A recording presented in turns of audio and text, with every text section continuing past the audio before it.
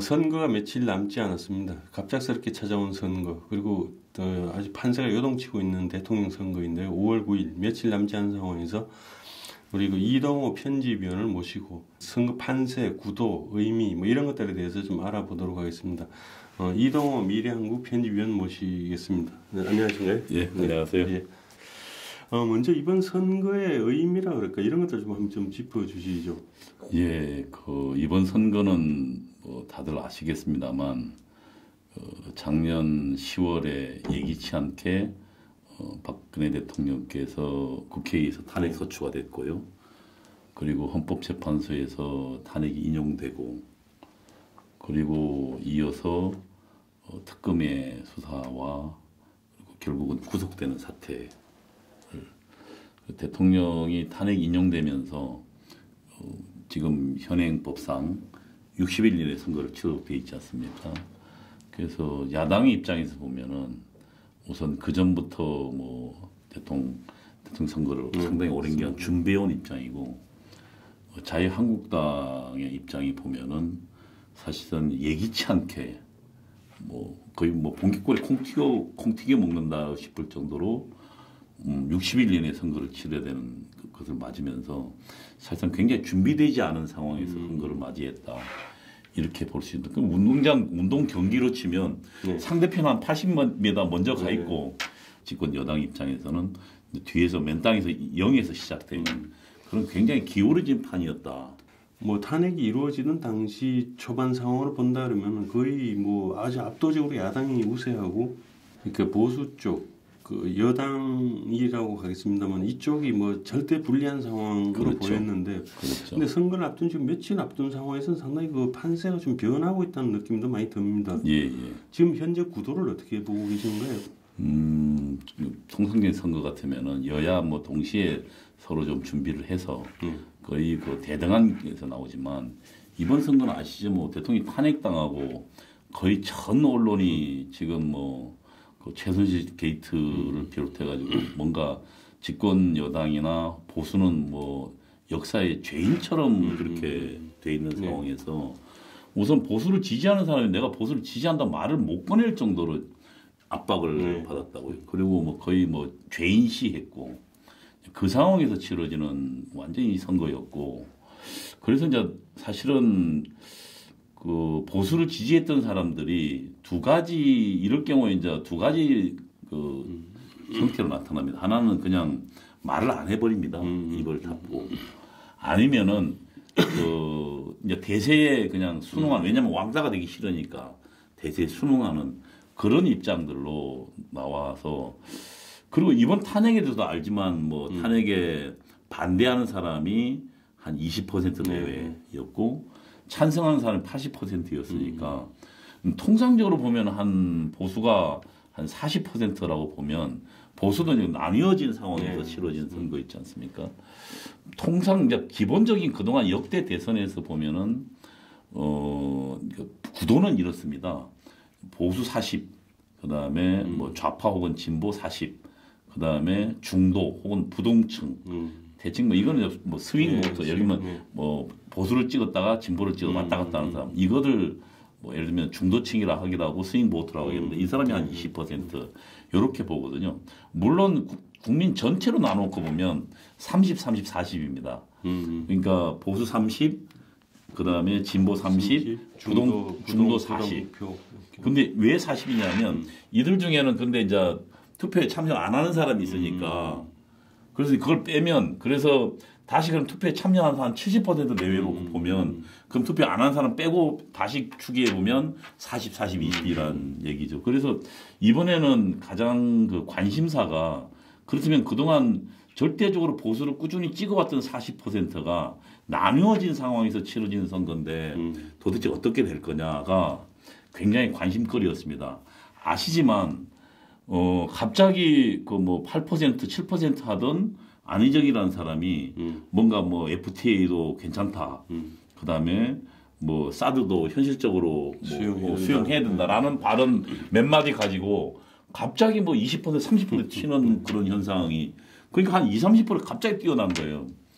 그리고 또 안희정이라는 사람이 안희정 지사가 더불어민주당 경선을 패하니까 또 이제 그전에 8% 10% 하던 그 안철수라는 후보가 뭐 갑자기 또 뭐 20% 30% 뛰어서 뭐 문재인 후보랑 졸지에 그냥 양강이 아니고 한동안 앞섰던 현상이 있었잖아요. 현상도 나타났죠. 근데 이거를 어떻게 볼 거냐. 그래서 뭐 전문가 내에서 여러 가지 의견이 있었습니다. 뭐 일부에서는 이건 나름대로 보수가 이미 떨어져 나와서 그러니까 새로운 쪽으로 붙은 상황이다.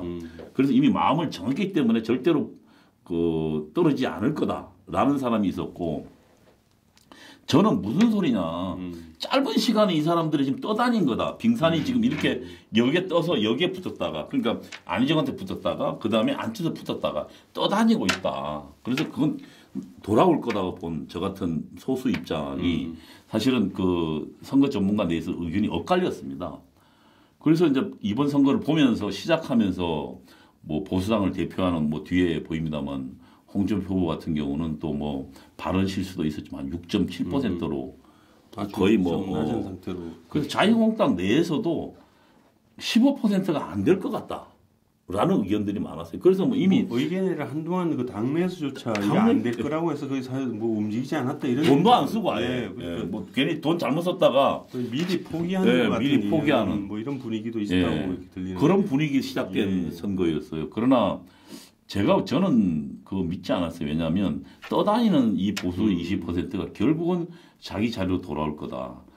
그러면은 돌아오는 근거를 잘 마련해 준다면, 그래서 제가 판단할 때는 결국 문제는 보수의 후보에 있다. 그 사람이 어떤 메시지와 어떤 행보를 통해서 저것만 마음 줄 곳이 없는 사람들에게 정확하게 소구한다면 그들이 다시 집으로 돌아올 거다라는 그 가설을 믿고 뭐 그 전략을 폈고, 그리고 그 홍준표 후보도 그런 입장에 정확히 섰던 것 같아요.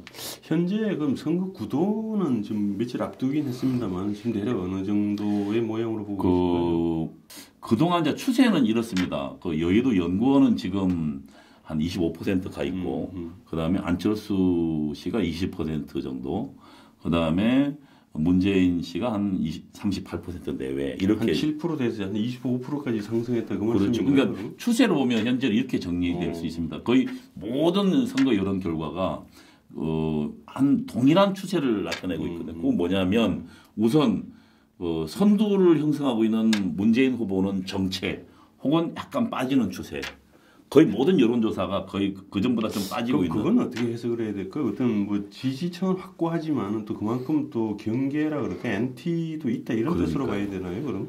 저는 그 문재인 후보의 위기라고 봤거든요. 그러니까 어떤 의미에서 이 광장의 정치에 본인이 뛰어들었잖아요. 광화문에서 뭐 그래서 그 광장이 벌어지면 목소리 큰 사람이 유리하거든요. 그게 강경한 입장을 내세우는 게. 근데 사실 알지만 그 집권을 하려면 그 강경 입장만 대변해서 집권할 수 없거든요. 그러면은 그리고 또 하나는 통상적으로 그 야당이 집권하려면 중도 성향을 흡수해서 집권했어요. 근데 이 중도 성향이라는 게 어떻게 되냐면 뭐 이렇게 입장이 없는 사람이 아니고 보수는 그 보수 중에서 이제 떨어져 나온 사람이라고 보는 게 옳습니다. 왜냐하면 진보란 나름대로 후천적으로 형성되는 어떤 사상이나 의식을 가지고 형성되는 입장이거든요. 그래서 한번 갖게 되면 잘 바뀌지 않습니다. 그러니까 독특한 역사관, 독특한 철학적 신념들을 갖고 있기 때문에 그래서 그 사람들은 보통 부동층이 없어요.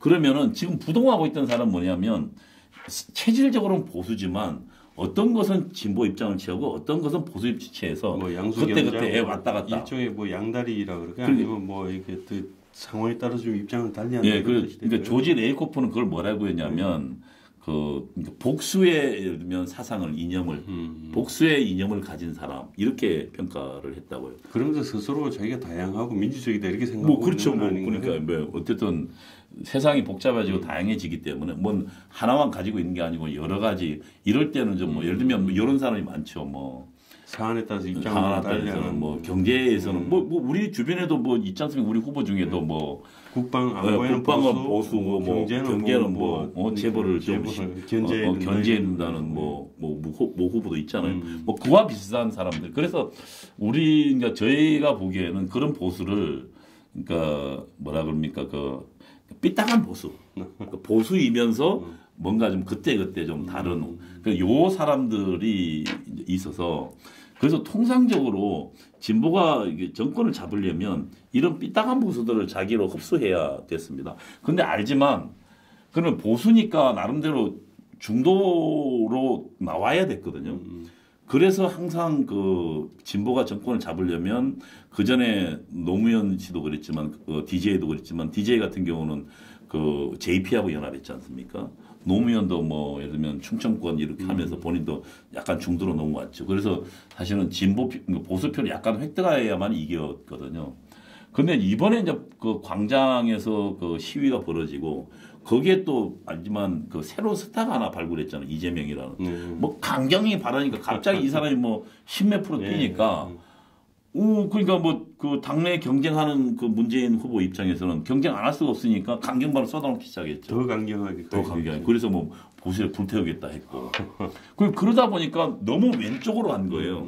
그래서 저는 이거는 그 문재인 후보의 위기다. 왜냐하면 너무 왼쪽으로 가면 그러면 중도를 포함해 다른 사람들이 그 문재인 후보를 위험하다고 생각할 수 있거든요. 경계감을.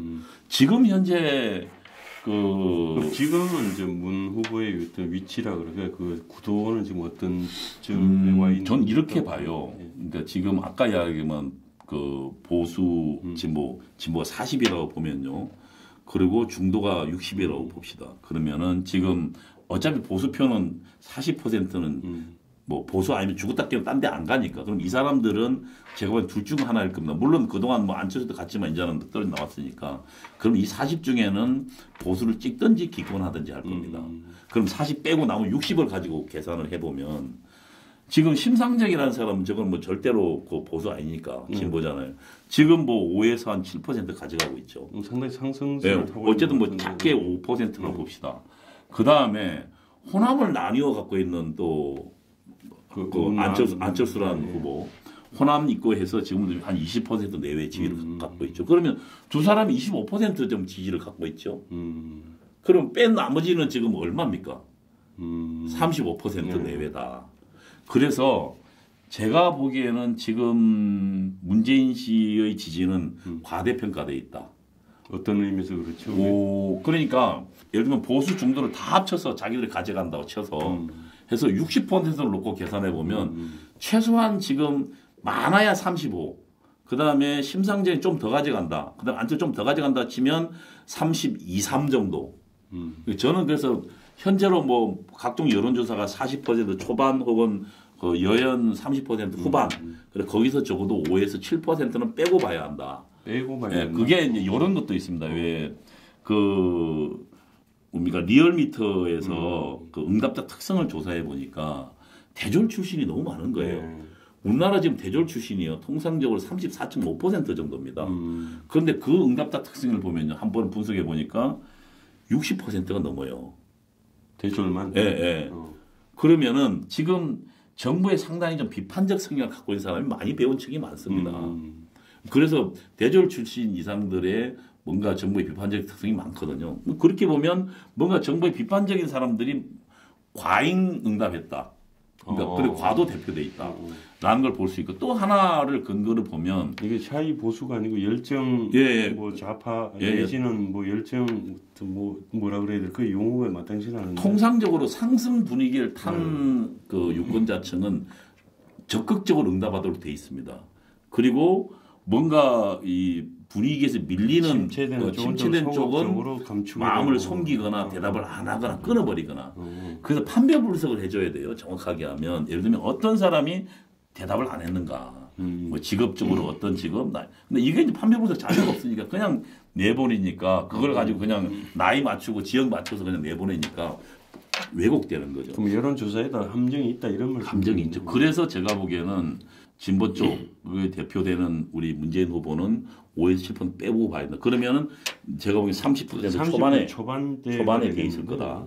그리고 뭐 안철수가 20% 거기에 가 있을 거고 그 다음에 심상정 5에서 7% 그렇게 가 있을 지금 거다. 이 말씀은 어떤 그 또 오해를 하면은 혹시 그 앞서가는 후보에 대한 뭐 고의적인 일종의 뭐 훼손이 아니냐 이런 의심을 받을 수도 있겠는데. 훼손이라기보다는 그 역대 선거가 워낙 지금 여론조사 널뛰기를 하니까 역대 선거의 경험들이 있거든요. 역대 그 대통령 선거에서 어떻게 응답자 특성들, 그러니까 유권자 특성들이 있는데 거의 벗어나지 않았습니다. 저희가 해보면은 뭐 예를 들면 지역별로요. 뭐 투표구별로도 거의 투표에 나온 사람들, 예를 들면 야당이 얻는 거, 여당이 얻는 거 거의 투표구별로도 그 득표수가 똑같을 정도로 굉장히 일치합니다. 지금 말씀한 대로라면은 뭐 1위 문재인 후보가 한 5% 내외를 빼고 본다 그러면 30대 초반. 예. 지금 뭐 저기 홍 후보 같은 경우가 한 25%대 정도 올라갔다. 25%니까 제가 보기에는 샤이 보수를 생각하면 플러스 5하면 근접하거나 서로 박빙이라는 의미로 되는데 저는 그래서 그렇게 보고 있어요. 그래서 이거는 그야말로 새로운 양강구도 아닌가요? 새로운 양강구도 들어가 있다. 그래서 지금 홍준표 후보가 이미 양강구도에 들어가 있다고 주장했던 게 그 의미입니다. 저는 그래서 결국은 그 이제 양강구도에 들어가 있고 그러면 그 상황에서 어떻게 이제 저 양쪽이 그러면 그 투표장으로 이제 누가 더 많이 나오느냐 그런 싸움들이 막판에 남아 있다. 그래서 지금은 결국은 양강에 그 다음에 일중 이렇게 돼 있다. 일중은 안 후보를 뜻하는. 근데 안 후보 얘기 좀 해보죠. 한때는 아주 뭐 거의 지금 문재인 후보를 압도할 만큼 뭐 되게 아주 상승을 탔다 이렇게 볼 수 있겠고 또 보수들 사이에서도 보수 후보를 내지 못할 때 어떤 대안으로까지 이렇게 뭐 거론될 정도로 그랬죠. 뭐 그런 분위기 형성되면서 한때 보수들 사이에서도 아주 논쟁이 격렬하게 벌어졌는데. 근데 지금 추세로 보면 상당히 빠지고 있거든요. 이거는 어떻게 해석을 해야 되죠? 우선 제가 그 이야기를 좀 했었는데 안철수 후보의 가장 큰 고민은 이럴 겁니다. 우선 자기 지지층이 서로 다른 지지층이 자기한테 들어와 있었어요. 본인이 가장 잘 나갔을 때. 무슨냐면 하나는 호남을 대표하는 그러니까 예를 들면 김대중을 대표했던 유권자들. 이들 같은 경우는 뭐 예를 들면 김대중 씨가 그 예를 들면 대표적인 햇볕 정책 논자 아닙니까? 대북 유화 정책. 그러니까 북한에 대해 강경하면 안 된다는 입장이 있는 사람들이 그러면은 이게 이제 호남이 유권자들이고 또 보수에서 떨어져 나왔던 사람들이 지금 그동안 저 안희정한테 갔다가 안철수 붙었잖아요. 그럼 이 사람들은 뭐라고 생각했어요? 뭔가 지금 현재 북한 핵이나 이런 문제에 뭔가 강경한 입장을 촉구해야 된다고 생각하지 않겠습니까? 그래서 지금 안철수라는 사람의 가장 큰 고민은 호남 가면 또 대북 유화 정책 해야 된다 하고 그다음에 또 영남 오면 안보 강화해야 된다 하고 그래서 여기 와서 이 말하고 저기 와서 저 말할 수밖에 없는 처지에 있었다. 이거를 하나로 먹는 그런 선거 전략을 구사하기 굉장히 어려웠을 거다. 결국 안정된 지지를 연결을 하지 못했다 이렇게 되겠는데. 못했죠. 그래서 결국은 호남 지지를 선택한 거고 물론 영남에서 표를 달라고 이야기했지만 확실한 자기 나름 스탠스를 보이지 못했다. 물론 뭐 몇 가지 뭐 보수 코스프레를 하긴 했지만 그래서 결국 보수의 유권자들이 보기에는 여기 와서 이 말하고 저기 와서 저 말하는 사람들께 정체성을 의심하게 됐고 또 그런 측면에서 또 잘 알려지지 않던 홍준표라는 후보가 자신의 보수적 정책을 보다 정확하게 드러내면서 그러면서 이제 더 이제 안철수 같은 사람이 고민하면서 그리고 또 TV 톤을 거치면서 이 사람이 정말 보수를 대변할 수 있을까 의문을 가지면서 떨어져 나오고 그럼 곧바로 떨어져 나온 게 아니고 떨어져 나오면 통상적으로 이렇게 됩니다. 바로 그러니까 보수 지지로 붙는 게 아니고 부동으로 갔다가 그다음에 다시 붙거든요. 그 과정이 있었을 거다. 그리고 또 한편에서는 안철수 후보가 과연 독자적으로 독립적으로 행동할 수 있느냐라고 하는 의심도 상당히 많았거든요.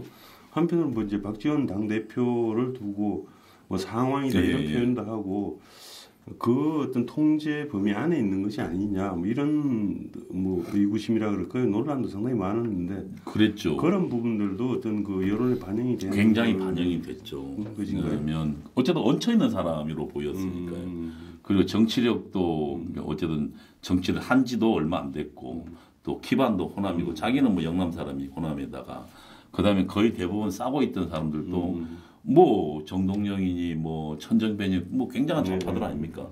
거기다가 북한에 돈 줬다가 또 불법으로 자금 지원했다가 감옥 갔던 박지원이라는 사람도 있고 그렇게 해서 봤을 때 야 뭔가 좀 독자적으로 박지원이 하고 있지 못 또 안철수라는 사람이 장악하고 있지 못하지 않느냐라는 그런 의문들도 그리고 또 뭐 그런 허점들을 또 홍준표 후보가 굉장히 적극적으로 공략했고 그런 것들이 먹혔다고 볼 수 있는 거죠. 그래서 어쨌든 선거 판세가 상당히 좀 바뀌고 있다 이런 느낌이 들고 그다음에 이번 선거지 역대 선거에서 보면 그 사람과 지역 이것이 서로 이렇게 뭐 크로스한다 그럴까 같이 간다 그럴까 이런 현상이 있었는데 이번 후보들도 보니까 주요 선두 후보들 쪽에서는 다들 또 이렇게 뭐 영남 이쪽 뭐 경상도 쪽이라 그럴까요? 아니면 이쪽 출신들이에요, 다들 묘하게도. 근데 그 후보들에 따른 뭐 지역적인 특성 이런 것도 반영이 되나요? 우선 그 호남 지역의 사람들이 자신의 호남 지역만 가지고는 집권하기 어렵다고 해서 계속 뭔가 영남 후보를 발굴하려고 노력을 했죠. 그 노력의 결과 어떤 문재인이라는 그런 후보도 하나 나왔고, 그러면 또 뭐 여기에 부산 지역에 또 다른 안철수라는 사람을 나름대로 호남의 후보로 만들었잖아요. 그건 호남 지역 사람들의 나름대로의 고민의 결과라고 생각이 들고, 그래서 이번 선거는 어쨌든 여전히 지역적 대립은 있지만 후보들이 어쨌든 부산 출신, 뭐 삼강이라는 부산 출신 둘에다가 그 다음에 그 경남 출신 하나 이렇게 돼서 묘한 구도가 형성돼 있어. 그래서 사실은 부산 경남 쪽이 상당히 좀 그 혼전 양상을 벌이고 있는 TK는 제가 볼 때는 이제 좀 정리되는 양상이에요. 그러나 그 부산 경남이 좀 혼전 양상을 벌이지 않았나라고 보고 있고 결국 부산 경남이 어떤 선택을 하느냐가 굉장히 중요한 그 결국 선거 막판에 변수가 승부처가 될 것 같고 그다음에 이제 세대별로 보면 50대입니다. 50대는 알지만 그 이제 은퇴를 앞두고 있지 않습니까? 직장에 다니는 사람은. 근데 쓸 돈은 많잖아요. 뭐 애들 대학을 다니고 있거나 또 결혼을 시켜야 되니까 쓸 돈은 많고 은퇴는 앞두고 있고 또 지금 또 그 수명이 길어져서 100세까지 산다 그러니까 앞으로 뭐 자녀 활동량도 많고 옛날에 은퇴하면 얼마 안 돼. 보통 10년 이내에 돌아가셨으니까 별 문제 없지만 지금 앞으로 또 뭐 은퇴 후에도 한 3, 40년은 활동해야 되니까 그래서 그런 고민들도 많고 또 직장이 아닌 일반 또 자영업자들도 되게 50대가 많거든요. 이들이 지금 그동안 경기 침체에 1차적 타격을 받고 있다고요. 그래서 이 50대가 뭔가 보수 정권 그러니까 그 박근혜 정부가 뭔가 그동안 뭐 이명박 정부부터 시작해서 그때 알지만 뭐 그 금융위기가 있었잖아요. 그러면서 계속 그 위기 여파에 물론 뭐 잘 대응했다 하지만 어쨌든 지금 벌써 5년, 6년, 7년간 계속 그 스트레스를 받으면서 피로 현상이 와 있다. 그래서 그 50대가 지난 총선 때 결국은 그 집권당에서 떨어져 나오는 보면서 집권당이 패배하고 그다음에 국민당이 약진하고 더불어민주당이 남을 선전하는 그런 결과를 가져왔거든요. 그래서 그 50대들을 어떻게 이들이 선택이 어디로 갈 거냐. 왜냐하면 통상적으로 50대는 보수가 좀 많았거든요. 사람들이 살다 보면 젊었을 때는 좀 진보 입장을 취하다가 나름대로 나이가 들면서 생활을 경험하게 되면서 그래도 그 어떤 뭐라 기존 질서에 순응하는 양상을 보이는데 사람 나이가 들면 정상적으로 그런 거니까요. 근데 이제 이 50대가 뭔가 좀 다른 생각을 하게 됐다. 이게 이제 이번 선거의 승부처다. 이렇게 저는 보고 있어요. 네. 근데 이번 뭐 대통령 선거에는 역대 가장 많은 후보가 출마를 했는데요. 예. 근데 그 중에서도 이제 한 5명 정도가 이렇게 그렇죠. 노출이 되고 사실 나머지 후보들은 거의 뭐 이렇게 좀 이렇게 알려지지 않은 상태처럼 지금 진행이 되고 있습니다. 물론 뭐 여론조사 때문에 그렇기도 하겠지만, 근데 지금 이제 그 이렇게 앞에 선두 그룹을 형성하고 있는 5명의 후보 중에서 심상정 후보도 있고 또 유승민 후보도 있거든요. 뭐 한 3, 4%, 뭐 한 5% 내에서 한 7% 이 사이를 왔다 갔다 하고 있는 추세로 보이는데요. 근데 이 후보들이 뭐 자력으로 이제 뭐 대통령이 된다 이런 건 상당히 어려울지 모르지만 일정한 표를 확보한다는 것은 다른 후보들에게 영향을 줄 수 있다 이런 의미에서 본다 그러면 상당히 그쪽도 이렇게 뭔가 그 상당히 의미가 있는 숫자가 아니냐 이렇게 볼 수 있는데 그 두 후보가 나누고 있는 이렇게 작은 비율이지만 어떤 확보하고 있는 지지도 이런 것들이 선거에 또 미칠 수 있는 뭐 요소라면은 영향이 있죠. 어떤 쪽으로 이렇게 평가를 할 수 있을까요? 만약에 이번 싸움이 이게 보수 진보 양강으로 결국 재편됐다고 치면 그다음에 그러면 결국 뭐 1, 2% 혹은 2, 3% 내의 싸움이거든요. 지난 대통령 선거 때도 뭐 결국 3% 미만 싸움이었잖아요. 그렇게 보면 그러면은 이번 선거도 결국은 그러니까 어느 표를 누가 군소 후보지만 누가 더 많이 가져갈 거냐 이렇게 봐야 되는데 같은 진영에서 이제 3표가 나올 수 있다 3표 나는 거죠. 그래서 뭐 이 고민이 우상호라는 사람이 뭐 이번은 그 심상정 후보들어 지지하는 사람들어 뭐 다음 해도 되지 않습니까? 이번에는 우리 찍어주고 뭐 이런 그만큼 자기네들 위기를 좀 느끼고 고민을 느끼는 거죠. 고민을. 표현이 아닐까 싶은데 초장이 뭐 상당히 여유 앞서간다고 생각하다가 지금 뭐 그 내에서도 이러다 뒤집게 당하는 거 아니냐. 그래서 그 우리 표를 깔아먹는 심상정에 대한 후보에 대한 나름대로 그 호소를 하고 있는 거 아니냐라고 넓게 보고. 보면 아군이고 가까이는 아주 정말 큰 위협이고 왜냐하면 우리 표에서 가져갈 게 뻔하니까요. 근데 이제 심상정 그 정의당 입장에서 보면 내년에 지방선거가 있단 말입니다. 네, 그렇죠. 그러니까 지금 군소정당 입장에서 보면은 지방선거에서 나름대로 의석을 확보하려면 기초의회나 그다음에 구청장이나 어떤 의미 있는 의석을 확보하려면 이번 선거에서 이렇게 선전해둬야 그걸로 하니까. 그렇게 보면 이 구도가 뭐 야당들한테 일방적으로 유리한 구도도 아닌 것 같습니다. 근데 저는 야당한테 불리한 구도라고 생각했습니다. 그렇게까지. 애초에부터. 그래서 홍준표 후보도 뭐 그와 같은 얘기를 했잖아요. 지금 87년도 이래도요. 야당이 이렇게 분열된 게 처음입니다. 야당이. 물론 뭐 여당도 지금 누굽니까? 유승민 후보 분열됐지만 그러나 뭐 알지만 지금 3% 미만에다 계속 줄어들고 있고 그다음에 어젠가요? 바른정당 13명이 또 돌아오면서 결국 그 당 이제 무너진 셈이거든요. 그렇다면 뭐 결국 원내 의석도 무너지고 지금 뿐만 아니라 그렇게 되면 그 당을 지지하고 있던 나머지 뭐 한 3% 사람도 결국은 현실적 선택을 할 수밖에 없다고 보면 현실적으로 의미 없는 지지율이 될 거다. 그 현실적인 선택이라는 게 보수 쪽으로 온다는 뜻이나요? 아니면 이제 중도 쪽으로 가지 않죠. 가지 않는다. 예. 어차피 중도는 중도에 지금 있는 후보가 있지 않습니까? 중도가 있는 후보가 뭐 안철수라는 후보가 있고 그다음에 또 지금 최근도 재미있는 현상이 나타나는 게 홍준표 후보가 갖고 있는 성장 스토리. 흑수저 같은 까막눈 어머니에다가 야간 경비원 뭐 이런 임시직 야간 경비원 아들. 그다음에 글 모르는 까막눈 엄마를 둔 아들. 이 대통령이 되는 대한민국.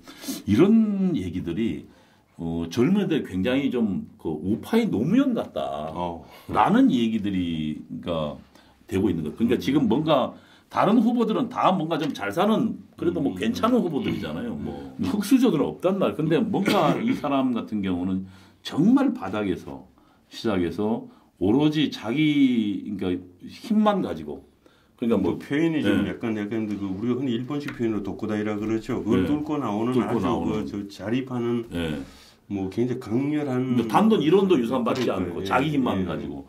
그래서 이제 젊은이들 보기에는 뭔가 롤 모델처럼 느껴지면서 그러면서 이 사람 같으면은 뭔가 갑질을 하는 이 세상을 좀 바꾸고 좀 다르겠다. 뭔가 정의를 그리고 이 양반이 또 모래시계 검사라는 사실이 알려지면서 뭐 당시에 전두환 대통령의 그러니까 여동생까지도 구속시키려고 했던 그래서 검사에서 밀리고 했던 그 과정들이 알려지면서 뭔가 좀 그 법질서를 새로 세우고 정의를 실현할 수 있는 사람이다. 오히려 부정이나 이런 것들 기득권을 타파하는 뭐 그런 거에서 우파의 노무현이 아니냐는 얘기도 나오면서 실제 경남지사 시절에도 그런 결단을 많이 보여주긴 했죠. 그래서 묘한 분위기가 그래서 뭔가 중도층까지도 좀 포섭하는 거 아니냐라는 의견들도 있어요. 그래서 선거가 보면 굉장히 재밌게 지켜볼. 지금 상당히 흥미로운 부분이에요. 지금 보통 선거 같으면 선거에 돌입할 때 이미 대부분 결정돼 있거든요. 그렇죠. 그러나 이번은 당일까지도 어떻게 예측할 수 없는 이런 구도가 아닌가 싶은데 이미 이번 선거 자체가 거의 보궐선거적 양상이니까요. 그래서 저는 선거 당일까지도 예측 불허할 수 있는 정말 참 역대 한국 대통령 선거 중에서는 아주 사례를 찾아보기 힘든 뭐 특별한 아시지만 탄핵이 처음이잖아요. 그러니까요. 탄핵하고 맞는 선거가 처음이니까 역대 대통령이 처음 맞는 선거라고 봐야 됩니다. 그러니까 이번 선거. 구도를 뭐 과거의 경험으로 대입해서 이렇게 살피기에도 정말 좀 색다른 경우고 결과를 어떻게 펼칠지 정말 누구도 예측하기 어려운 이런 상황인 것 같고요. 뭐 그래서 우파 지식인들 중에서도 뭐 안 되니까 뭐 예를 들면 차악을 선택하자 뭐 왔다 갔다 했던 사람들이 많았지 않습니까? 그렇죠. 여론 추세가 워낙 뭐 이게 결국 대한민국을 구해야 된다 이런 그 큰 명제에 대해서는 다들 동의하면서 그것을 실행할 수 있는 방법이 뭐냐? 과연 스스로 우리 후보를 이제 보수 쪽에서 후보를 내서 이렇게 자립할 수 있다면 그쪽으로 당연히 선택하겠지만 그것이 안 된다고 보고 또 그 상당히 뭐 안 되는 분위기가 역력하다 이렇게 좀 자조했던 때도 한참 있었고 이랬기 때문에 그러니까요. 대안으로서의 이제 어떤 다른 후보를 선택하자 이런 뭐 여론이 많았거든요. 그러니까 그걸 두고도 이제 보수 농객들 사이에서 상당히 여론 주도하는 층에서도 뭐 경론이 일고 뭐 이런 경우였는데 자 지금 구도를 지금 어떻게 보실 수 있나요? 오늘이 이제 선거를 딱 한 일주일 정도 앞두고 있는데요. 예. 6일 정도 앞두고 있죠. 저는 지금 30% 초반에서 그 문재인 후보와 그다음에 우리 20% 후반대 홍준표 후보가 그 선두 다툼을 벌이고 있고 격렬한 양강 구도를 새로운 양강 구도를 만들었다 선두 다툼을 벌이고 있고 그다음에 20% 내외의 그 안철수 후보가 중을 형성하고 있고 그다음에 하위 진영에 뭐 심상정 후보가 10% 내외 쪽에서 이렇게 그렇게 보고 있습니다. 그런 측면에서는 이제 보수 쪽도 지금 충분히 분발할 수 있다 이런 뭐 가능성을 염두에 두고 제가 보기에는 지금도 이렇게 뭐 과연 지금 어떤 후보를 선택했느냐 뭐 이런 그 좀 뭐 질문이랄까 하여튼 문의를 하는 경우도 참 많습니다. 지금 상황을 도저히 모르겠다. 뭐 이 판이 지금 어떻게 가는지 모르겠다 이런 얘기를 하는 경우도. 근데 하나 분명한 건 이제는 차악을 선택 안 해도 되잖아요. 그렇죠. 그러니까 보수 입장이 분명한 뭐 예를 들면 동성애도 분명히 반대하고 사드도 분명히 해야 된다고 그 다음에 또 아시지만 한미동맹 그리고 북한 김정은한테 끌려다니지 않겠다 말이야. 힘을 바탕으로 한 평화 정책을 벌이겠다. 뭐 그 다음에 그동안 대한민국 종북 좌파, 그 다음에 민주노총을 비롯한 강성 귀족노조, 그 다음에 대한민국 미래 세대를 그 좌파로 물들게 하는 정교조 이거 확실히 손보겠다. 그렇죠. 사실은 그동안 이게 그런 걸 알고는 있었지만 정치권에서 이걸 공식화하는 건 금기시였는데 그 금기를 다 깼거든요. 뭐 심지어는 뭐 상대당 후보를 보고 내가 왜 주제에 물으니까 아니 당신 종북 좌파냐고 정면에서 하는 그런 사례까지 벌어졌어요. 뭐 적폐 논란이 새롭게 나오기도 뭐 누가 적폐냐. 오히려 지금 3대 악이 적폐 아니냐 말이야. 좌파, 종북 좌파.